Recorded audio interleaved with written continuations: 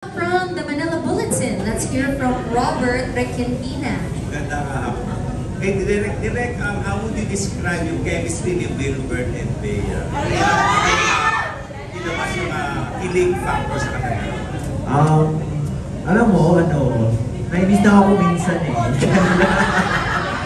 As in, the chemistry is very natural and charismatic. Ang challenge ko is paano sila pag-walk-in. Parang, alam mo yun, hindi ako ma-affected sa set, gano'n. Kasi yung kwento nitong Golden Scenery, very, relatable siya for me. Kaya nakita ko yung past self ko, kaya ako yung from the future na, uy, stop! Wag mainap sa best friend, gano'n. So, ayun. So, pero yun, parang kung nagkuruto lang sila, napagano'n na ako eh. Pero parang so stop! Wag, gawin natin yan sa eksena, gano'n. So, even off, walang take, nag-ano pa rin sila, yung chemistry nandun eh. So, parang very natural and very, free flow lang, gano'n. Kaya gusto ko i-stop yung gano'n, in between takes. So, Comment lang, Bea, kanina yung group shot ng parang class photo. Parang it reminded me of Twin Hearts class of 2012. Kanina nakita mo ba yun kanina, yung group shot? Iba ko manig sa yung mga nakaraan. Hindi nga sa Twin Hearts na. Siguro po, syempre, nagkaroon tayo ng ganong phase and talagang malaking bagay po yun sa akin, sa career ko. And syempre for sure sa audience na na-touch ng Twin Hearts namin before. But itong University series, itong Golden Scenery of Tomorrow, it's a really different universe. It's a different story. It's different characters. And I hope na ma-touch din nito yung mga viewers at maka-affect din ito. At hindi na ito actually, the whole series, the whole University series, sa mga viewers in a good way. Kasi alam ko po na at nababasa ko talaga na kumbaga naging malaking parte ng buhay nila ang University series. And I hope na itong adaptation, it's something good. It's something that will remind them of a beautiful memory. Salamat po. Thank you po. Okay, maraming salamat po. Next up, from Stars Potog, we have Alan Sanbon.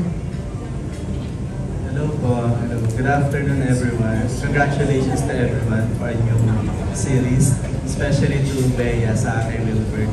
So tanong ko lang, parang i-follow up ko lang yung question kanina, bakit mo nasabing reliable and hindi lang mema si Wilbert? At kay Wilbert naman, tanong ko na rin, tuhugin ko na rin. Ikaw naman, how do you describe Bea as a love team, di ba? May marami bang aabangang mga intimate scene din kayo dito, tulad ng mga nakaraang mga series ng University series? Nasabi ko po na very reliable love team si Wilbert. Kasi, he makes sure that I'm not uncomfortable with anything.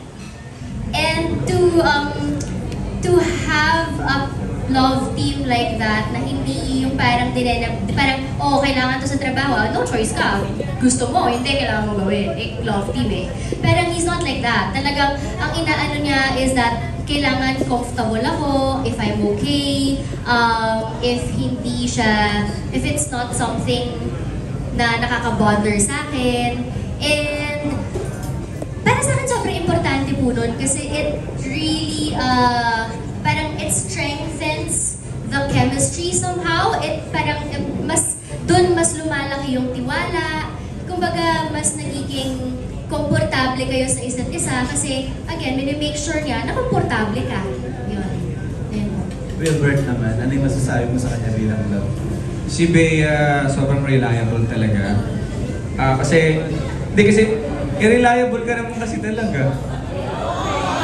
Tsaka, lalo dito sa project na to, parang binigay niya talaga lahat. Yung effort, as in, nagpa-valuable practice po siya. So, sineryoso niya talaga yung as Bea, yung character niya dito, yung project namin. And pag nasa set po kami, may eksena kami, lagi po kami nagkakamustuhan, kumusta ka na, okay ka lang ba kayo? And then every time I think madaming beses sa isang araw namin tinatanong sarili, happy ka? Happy ka? Kasi parang gusto namin i-sure na happy kami sa set, sa work, sa trabaho namin, na walang masama yung loob or walang nangyari, na if ever meron man, okay, anong nangyari, anong kailangan natin pwedeng gawin, dapat happy ka always. So, tinatanong din ako, dapat happy ka din always. So, ganun po yung namin, working relationship. Hindi yata nasagot yung tanong ko about dun sa scene ninyo. May mga abangan ba? Kasi nakita kanina parang, di ba first kiss, di ba? Yung ikaw ba yung first kiss ko, nakika kayo sa kama pareho. May abangan ba mga more than that? Parang intimate scenes? Sa tingin ko po parang sobrang mild po talaga. Like, book po ata namin yung pinaka wala po masyadong intimate scene. Kung meron man, sobrang tame na tame. Ganun po siguro. Thank you. Congratulations, everyone. Okay, maraming salamat po. Next up, pakinggan natin from Rider PH Studios. We have Jojo Panaligan. Thank you to the ladies and gentlemen dito sa kanan. Basic question, the name of your character and tell us about that character. We start with Jairus.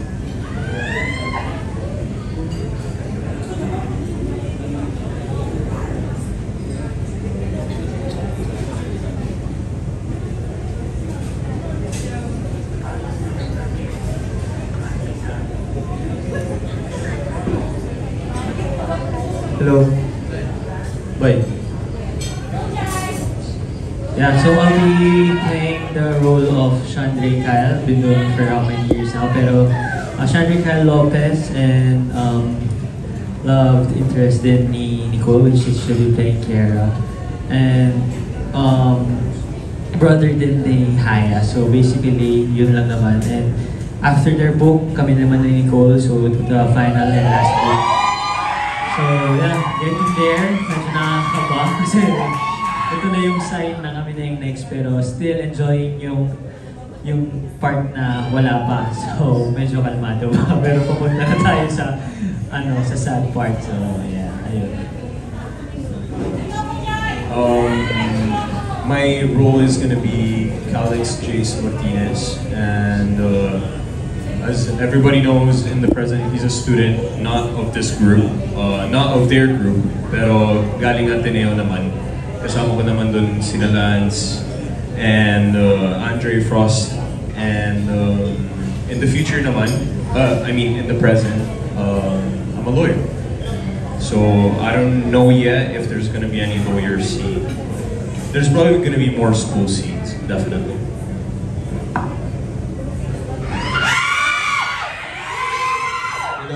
Good afternoon po. Ako po dito si Sebastian Vincent Camero, best friend po ni Arkin and then group po ng Valeria High. So we're gonna start sa book na to kung paano po kami nag-meet ng high school. And then in the latter part, gonna be love interest of the Ed. And then gonna be a engineer. Hi everyone. My character name here is Clyden J. Ramirez. The oldest one in the group. So yeah, I'm a doctor, and as the eldest, I think I'm gonna be in my college era. I think in Golden Senior Youth tomorrow. So also the love interest of Samantha Vera in this book. That's all. Hi everyone. I'm playing the role of Samantha Marine Vera, the social butterfly of the Barkada. Katulad na sinabi po ni Gab, part po kami ng Valeria High nung high school. So mag-start yung friendship namin doon. Actually, different year kami. Like, older kami ni Kresha here kaysa sa kanila. And then, yeah, in the present, model naman si Samantha. Thank you.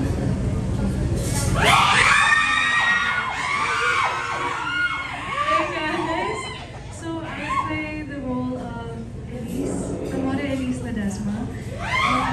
In this series, I guess you will see her as she's like, I believe, freshly entering, high school.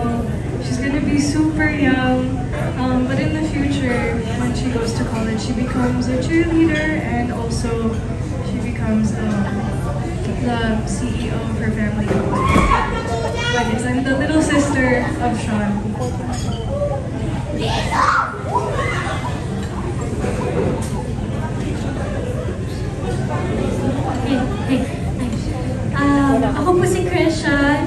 ako po si Ashana Kim Fernandez.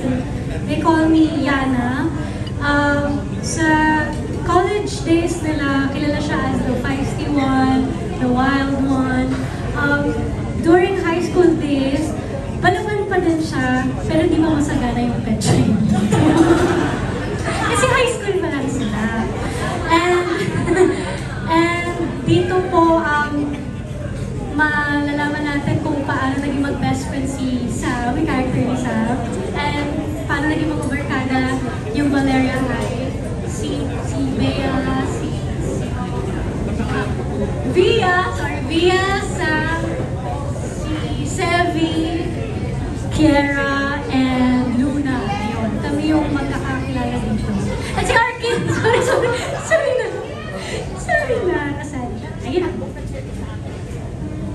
Ayun po, hello. I play the role of Kiera Inares, and na-mention naman po nila, this is where you're gonna see paano kami magiging magkaibigan. Dito niyo po makikita kung gaano kami kakulit kay Via. Kami ni Luna, ni Kiera. So, it is a very exciting and fresh, energetic energy na makikita niyo sa season na to. So, ayun.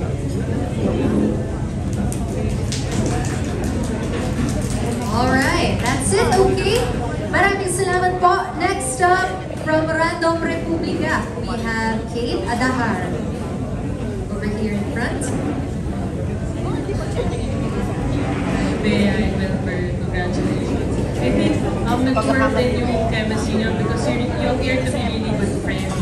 So, kumusta yung relationship niyo? Can you describe, are you total opposites or do you have a lot of things in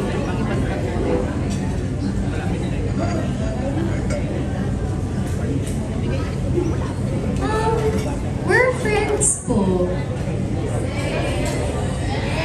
And, lalo na dito sa series, we got to know each other more. And I think we still are. We still are getting to know each other more. And, pero I admit, dito sa series ito, talagang we became closer po. And, our opposites ba tayo? Parang sucks lang. Depende. Depende sa ano. Well, oo, depende. Depende. Kasi ano siya like, he's very into arts. Ako po medyo maarte lang po ako. Tapos, like, kunwari, sa talagang healthy lifestyle, ako, medyo lang po, mga ganun. Pero I think there are things naman na nagkakasundo na, di ba? Yun po. May mga differences po kami and then tinatry namin i-influence yung isa't isa sa mga positive. Like, minsan sinasabihin, like parang ba in-encourage kita sa mga healthy things na dapat gawin, gano'n. Tapos, lagi niya akong pinapakain ng pagkain sa set. So, lagi siyang may pinapatikim ng pagkain sa akin doon. So, and okay naman po kami. We're friends. Sabi niya nga, we're friends. So, ayun po, okay naman po kami sa working relationship namin. Magaan lang and I think now, kasi before medyo may awkwardness kasi wala po kaming chance kasi wala kaming scene together sa other books. Wala din kaming masyadong chance din na to know more about each other. Ngayon po medyo kilala na namin yung isa't isa sa mga bagay-bagay. Ayun po. Thank you. Thank you so much. Okay. Next up from Manila Times, we have Tessa Mauricio Ariola. Thank you, Eka. I just want to ask the boys and the girls on this side, since we've heard a lot from you, Bea and Wilbur already. Syempre, and some people kind of think, diba, there's too many actors and actresses in the one set. Can you tell us how you guys get along when the cameras aren't rolling? Meron ba competition or is everybody friends? So maybe one or two from the girls and the guys. Maybe you can start with Lance.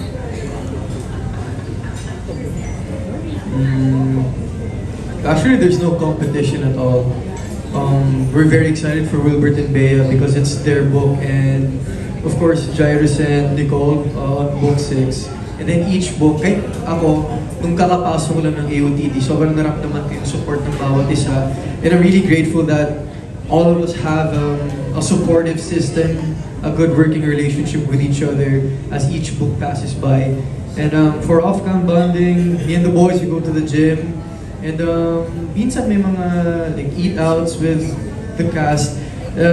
Just to sum it all up, I'm just really grateful for all the support system that the 12 of us have right now. That's it. Good to hear. So anybody else from the boys would like to say something in the name? I just want to say I'm super grateful and blessed to make friends in this family because we're really proud of kung sino man may book, sobrang proud kami na sila na yung gaganap and we want to support them as much as successful as to be, and we don't want any competitions because at the end of the day, we're all family here, and the way we bonded off cam, me and the boys always play basketball in gym. Sometimes kami with the girls, we eat. I think one time nagpa-hotpot sila sa bahay niya nung bonding namin, or sometimes we go out. And yeah, we're at the same time, we just want everyone to be successful, and we're really proud of Will Bea right now. Here, the girls naman, maybe two of you as well, if you can answer this. I remember I've mentioned this since Safe Skies, since I first became a part of this family. I feel super lucky. Na yung first big project ko, I'm a part of a cast that's so genuine. Walang competition. Everyone is just there to support each other. And because I was new, I appreciated how much they were there for me then. They were there to guide me and support me, especially because I would get nervous because it's my first time for so many things. But yeah, no competition at all, purely just love. Like, sometimes in between work then, we'll just be sitting and eating, like, wait, what's the chismis? Or like, what's the chika? What's an update on your life? And yeah, super, super grateful and proud of Wilbert and Bea. I know it's gonna be so good. Already from the poster, diba? Right? Yes. Maybe one more?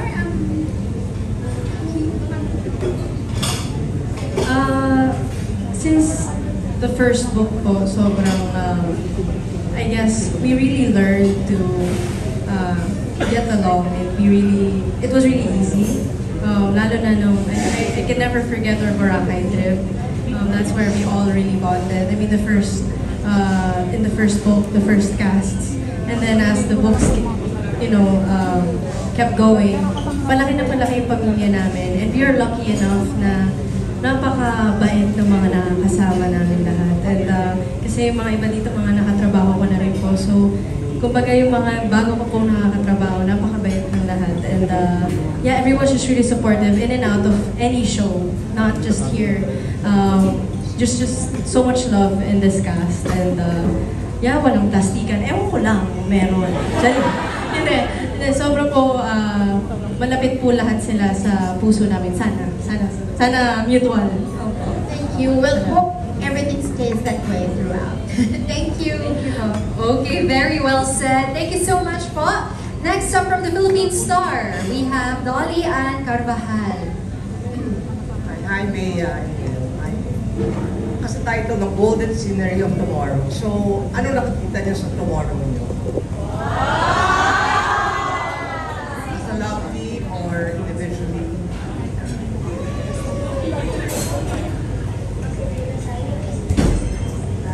Hi, Tita. Good afternoon po. Sa tomorrow ko, bukas may taping po kami bukas. Ay, mali. Hindi. Like, how far are we talking about, Tita? How far na tomorrow? 5-10 years. 5-10 years from now? Shocks, ilang taon na ako, no? Hopefully, I'm still doing what I love. Hopefully, naayos na namin and maging okay na yung mga negosyo na ginagawa namin. And I think, like, kahit naman sino in 5 years, 10 years, I think the stability that we want, the stability that I want and I dream of in every aspect of my life, I hope kung hindi ko man ma-achieve pa yon, I hope I'm close to that. Ganun po. Yun po. Okay. Thank you po. Will nga daw eh. Ayan po ba? 5 years from now, Nakikita mo ba si Bea sa tomorrow mo, sa future, or... well, I hope po na after Golden Senior of Tomorrow, masundan pa na siya pa din yung makatrabaho ko, liling-liling ko sa kung ano mang trabaho. Kasi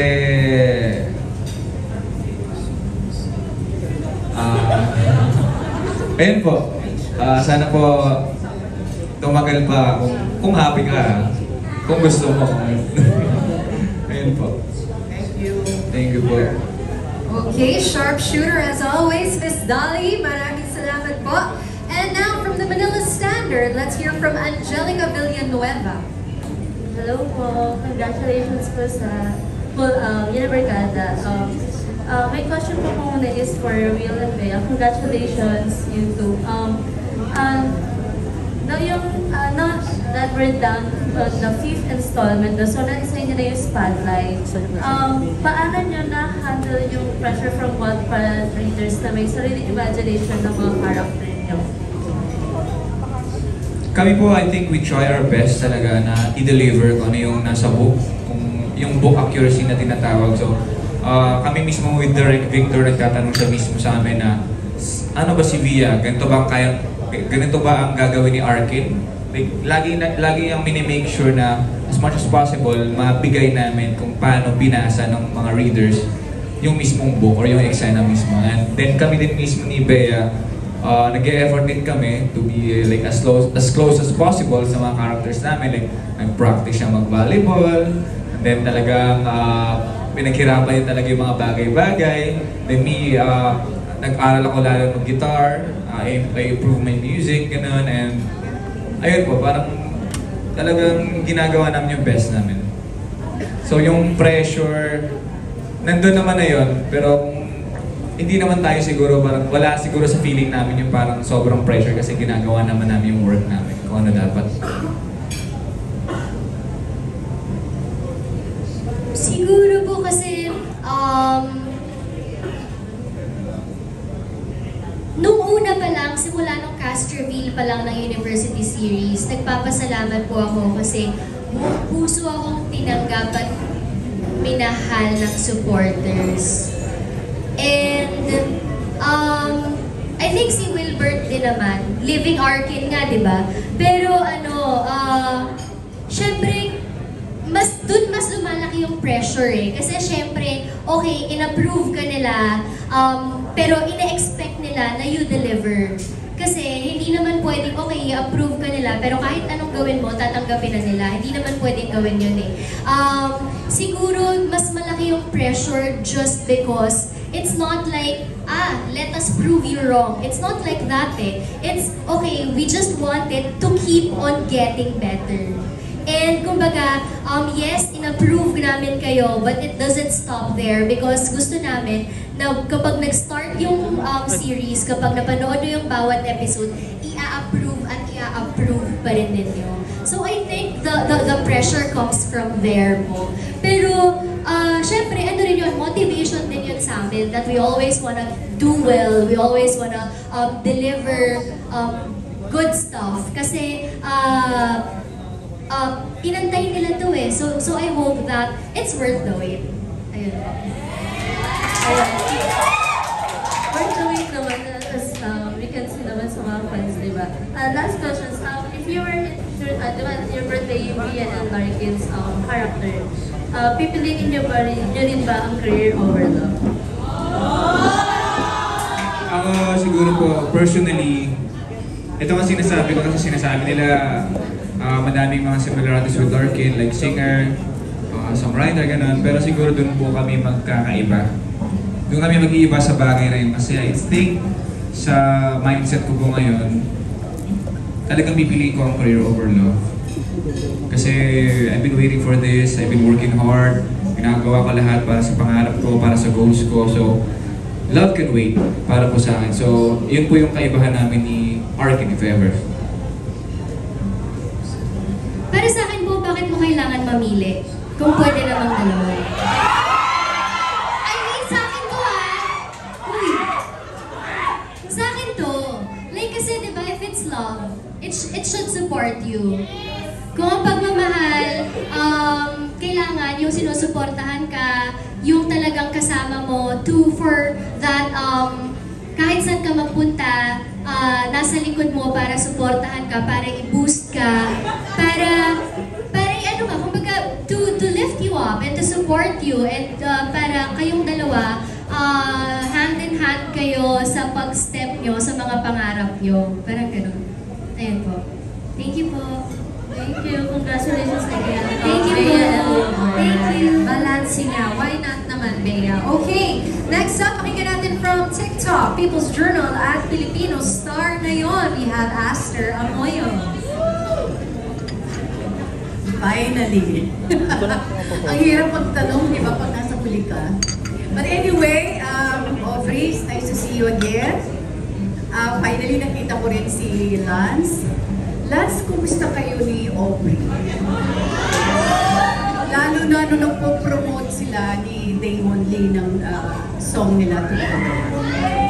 Kay Lance muna. Hello. Hindi, ikaw munang sumagot. Anong pakiramdam? Kasi nakita mo yung ka-love team mo, may ibang kasama na nagpo-promote ng kanta. It's okay. I support her on her career. It's not gonna destroy what we have at the end of the day. So I'm just really happy for her now. She's exploring her music more, and I'm really happy for the collab. And I'm just really excited for her. And yeah, it doesn't destroy what we both have at the end of the day. So that's my take on it. Thank you. Aubrey, ano masasabi mo doon? Yeah, katulad po, agree naman ako sinabi niya. Like, sobrang supportive po nila sa akin since day one. Lalo na pagdating sa music ko, kasi ito talaga yung first love ko, yung pagkanta. And yeah, hindi lang niya pinapakita, not just online, but you know, nandyan yung support niya sa akin and kay Day One sa music career namin. So, thank you. Aubrey, may follow-up lang ako. Sa'yo ha. Granting lang, sabay naman ligaw sa'yo si Lance at saka si Daewon Lee. Sinong pipiliin mo sa dalawa?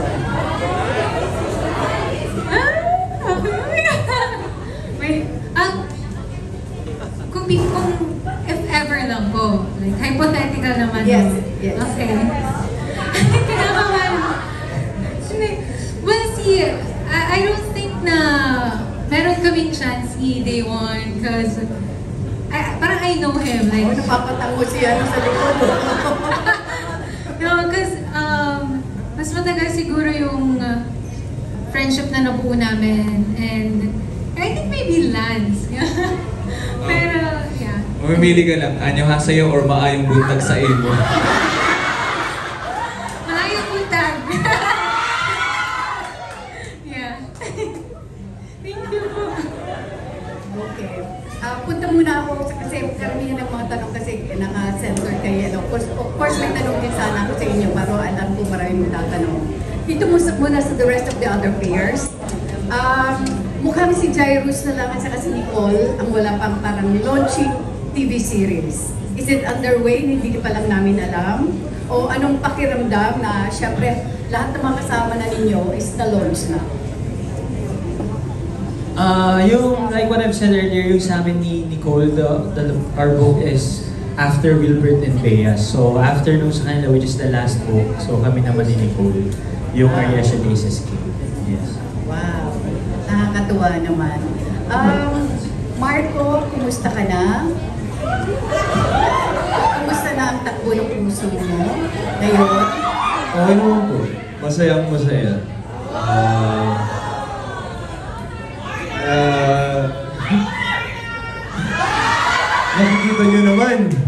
nag-aalaga ako ng The Boys, oh. Yeah. How are you? I'm good, anak. Yes po. Is there a possibility na muli kayong magkabalikan? Tita, hindi ko na po alam kung anong gagawin ko bukas, so hindi ko talaga alam. I don't know. Yeah. Let fate decide. I honestly don't know. I'm just enjoying life at the moment. Okay. Ano mo? Oh! Yeah! Come on, guys. Kay Gab naman, syempre si Maya. Kumusta na kayong dalawa? We're good naman po. Nasaan level na ang pagiging magkaibigan niya? We've gotten really close since in the beginning. Siyempre, nag-start kami nung we barely have scenes. Now we made like 3 or 4 shows together, and I'm just glad na she's my love team.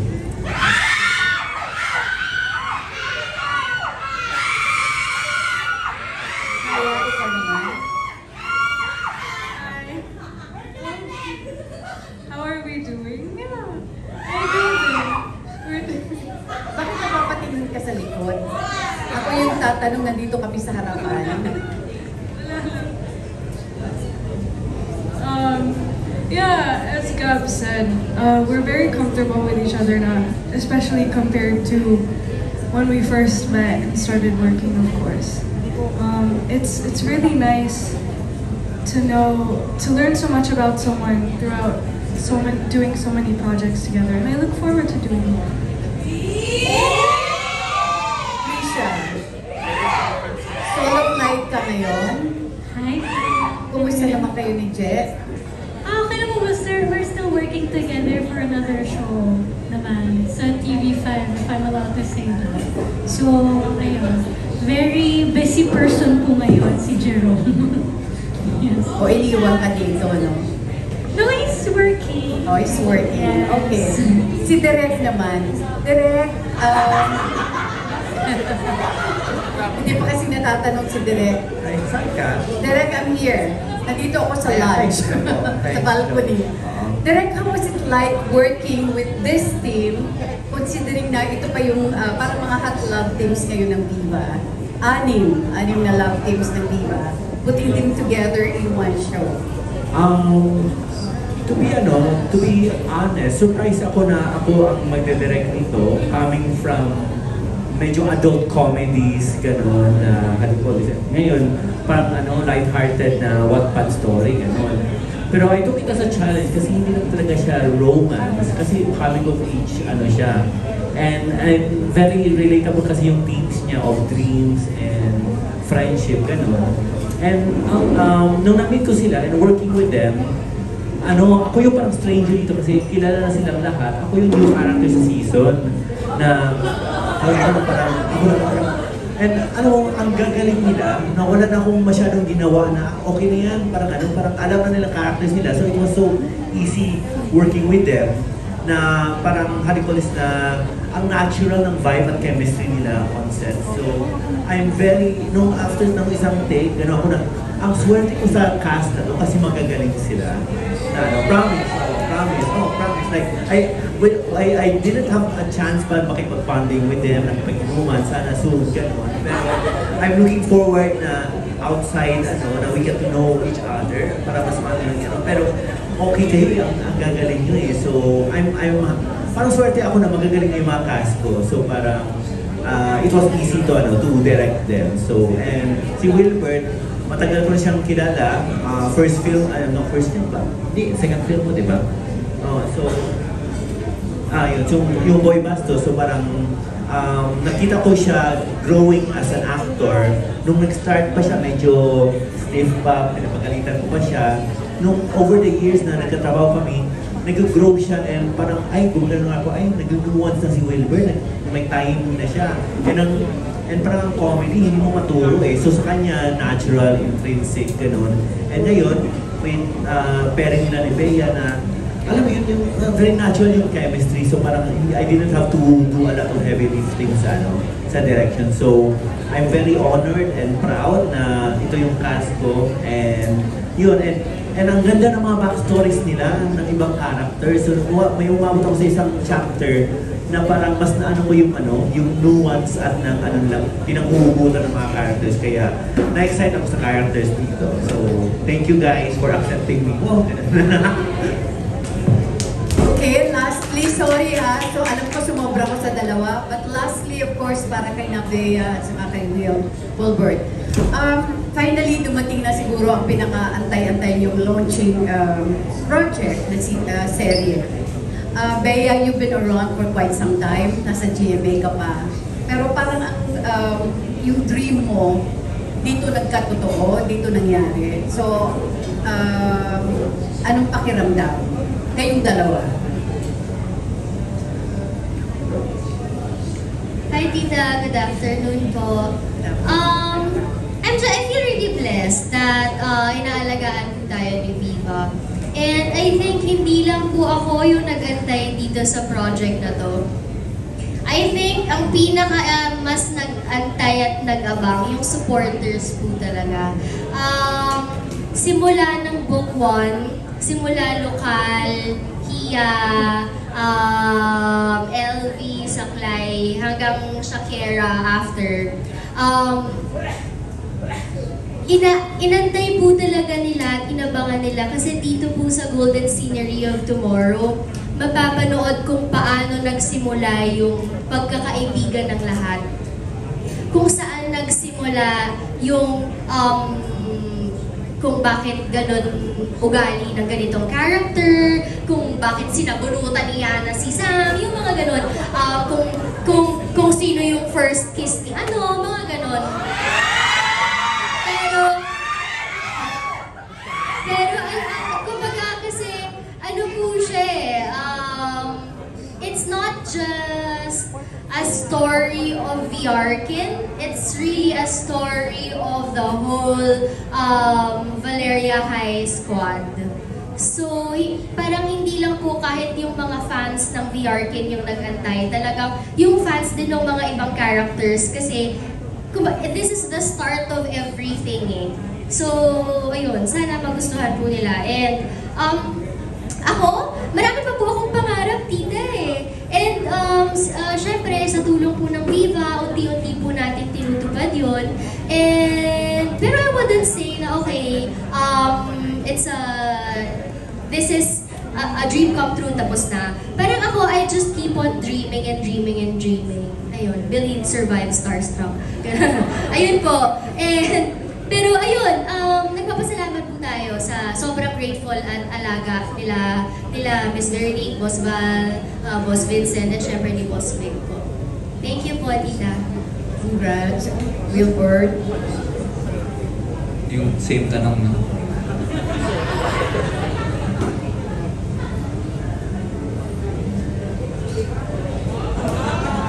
Thank you.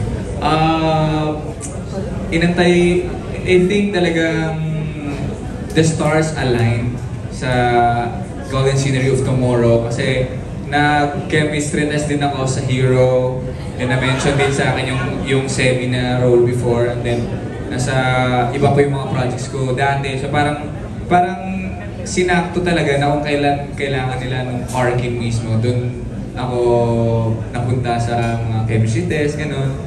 And then yung timing po ng mga bagay-bagay, pati yung character na parang hindi na ako masyadong mahirapan. Ipa-imagine sa mga readers na as Arkin, kasi yung kung anong ginagawa ni Arkin in the book, yun na din yung ginagawa ko in real life. And syempre with my love team na sobrang accurate din talaga sa book. Yung values ni Via, hindi yung values ni Bea. I think ito po yung project na to, isa sa mga project na talagang I can say na talagang dream come true for me. Pero hindi, I hope after this meron pa, masusundan pa for us. May hirit lang ako na tanong sa inyong dalawa. On the spot. Girlfriend material ba? Wilbert, para sa iyo to. Girlfriend material ba si Bea para sa iyo? And Bea, is Wilbert boyfriend material? Yeah, si Bea po kasi talaga sobrang maalaga. Parang sa amin po, siya yung sobrang concerned bigla pag may nangyari. Oh, ano nangyari sa ganito? Ano nangyari? Para siya talagang nanay Hindi, yung ano lang, yung parang... Kasi... yung care kasi, so naging-care ka kasi sa lahat. So, parang ganun siya, and then, masarap siya magluto. Mahilig po kasi ako kumain, and sobrang, ano niya, parang white, hindi, girlfriend material.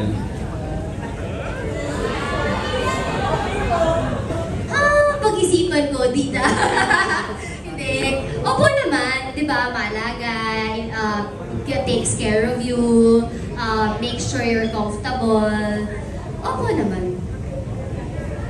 Okay, thank you so much and congratulations. Thank you po. Okay, maraming salamat po. We are nearing the end, ladies and gentlemen. Okay, next up, the next question will come from Mark Magadia from Maganda Ba Movie. Hello guys. And congrats sa show nyo. Yung question ko lang sa kina Will and Bea, what separates Golden Scenery of Tomorrow sa other story ng University series for you? Parang may pagmamalaki ninyo na kakaiba? Yung sa amin po, may specific topic na tinatakil about sa love themes. So yun po ata yung unique talaga sa Golden Scenery Tomorrow. And then sa amin lang po ata yung may high school scene. So mas madami pong parang kulitan, fun, or parang nakakatawang mga eksena. Feel ko yun po yung kaibahan ng book namin sa kanila. And in all fairness po kay Guay, yung writer, si Guay Salunes, nung ginawa niya, yung pagkakagawa niya po ng buong university series, kada book, kada series, iba po talaga yung storya. Iba yung issues na tinatakle, iba yung conflict, iba yung hugot ng bawat karakter.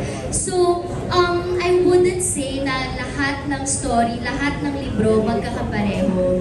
Kasi lahat talaga iba-ibang topic, iba-ibang storyline, iba-ibang mga issues and ano nila. Pero yun nga, dito po sa Golden Scenery of Tomorrow, yun, number one, yung may establish yung high school life.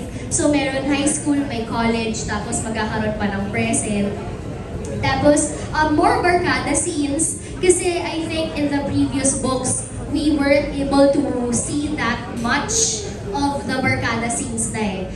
Aside from the book 1, yung Rain in España. Pero dito, ayun, yung kulitan, yung fun, yung youth, mararamdaman mo talaga yung high school life mo, ganyan.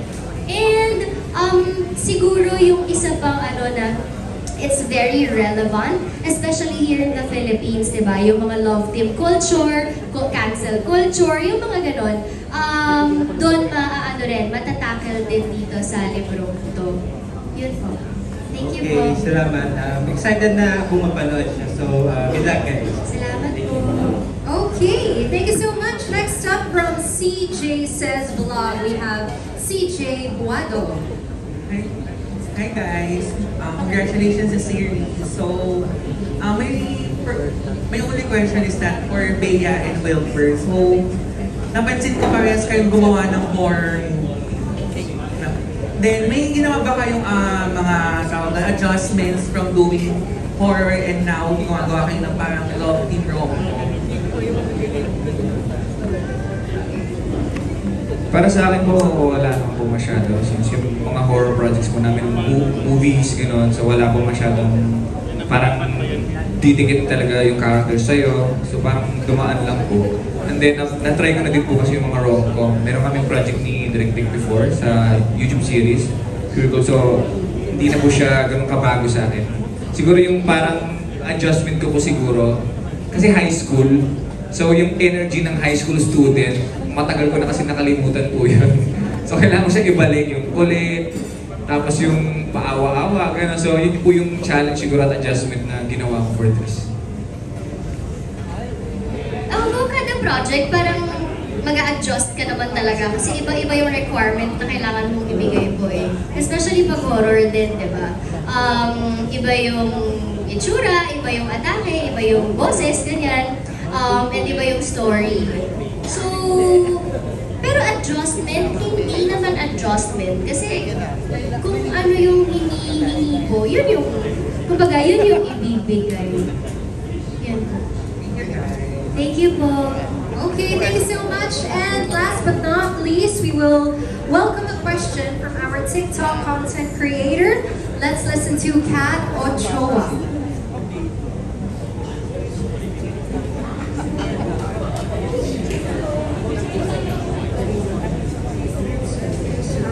Hi po, good afternoon po. Congratulations po with the series po. Ay, dito po. Sa balcony area. Sorry. So, yeah. I've been a fan po of the book series since the first book till the last book po. Nabasa ko po yan, yung series po. So, my question is, are you willing to take the risk? Kasi yung story po ni Via and Arkin is about friendship po, about best friends. So, are you willing to take the risk between the fine line between friendship and love po? Who is this question for, Kat? Both po, sa kanila. For the two of them. Okay. Sorry, if you're willing to take the risk of like crossing the line between friendship and love po. If you're willing to take the risk of losing the friendship with the sake of love. Eh bakit sure ka na malulose mo yung friendship kapag naging love? Diba? Paano kung hindi malose? I mean, kasi kaya mo nga, parang you would want to, to take one step further from the friendship is kasi kilalang mo na yung isa't isa, kilala nyo na yung isa't isa, natanggap mo na yung imperfections niya. Diba? So parang if you're willing to make it na love na, siguro yun yung risk. Siguro yun yung risk na wala naman, parang hindi mo kailangan mag-play safe in a way. Kasi kung mag-play safe ka, magkakaroon ka pa rin naman ng what ifs eh. Magkakaroon ka ng paano kung ganito, paano kung ganyan. Kapag nag-risk ka, at least, wala kang what ifs. Yun nga lang, baka wala ka na rin friend kapag hindi kayo nag-work. Pero yun yung risk na kailangan mong pangatawanan. Kasi it's decision na yun pareho eh. Pero kung talagang magkaibigan kayo, I think no matter what,